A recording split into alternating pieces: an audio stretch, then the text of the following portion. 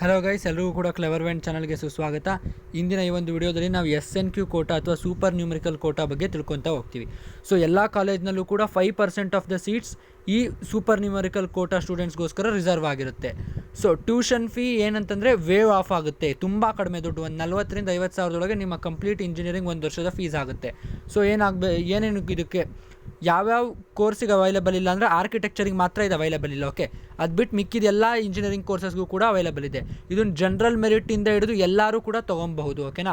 Parent annual income ಏನಿರಬೇಕು, less than the prescribed ಈ ವರ್ಷ ಎಷ್ಟು ಪ್ರಿಸ್ಕ್ರೈಬ್ ಮಾಡಿದರೆ ಅದಕ್ಕಿಂತ ಲೆಸ್ ಇರಬೇಕು. ಅದಕ್ಕೆ ಹೆಂಗೆ ಗೊತ್ತಾಗುತ್ತೆ? ಇನ್ಕಮ್ ಸರ್ಟಿಫಿಕೇಟ್ನ ನೀವು ಪ್ರೊಡ್ಯೂಸ್ ಮಾಡಬೇಕಾಗುತ್ತೆ ಡ್ಯೂರಿಂಗ್ ಡಾಕ್ಯುಮೆಂಟ್ ವೆರಿಫಿಕೇಷನ್. ಓಕೆನಾ.